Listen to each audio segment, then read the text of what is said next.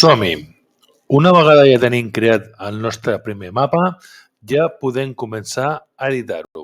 Per exemple, aprenderem ara a com fer una marca. És molt fàcil.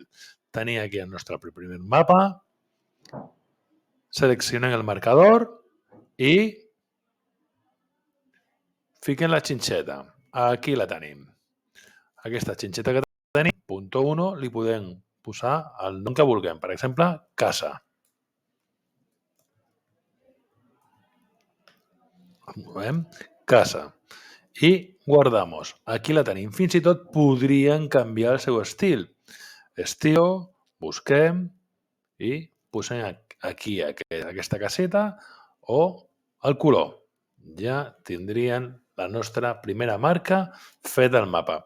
També podem fer una altra marca, com per exemple aquesta d'aquí, que diu, doncs, escola. Guardar.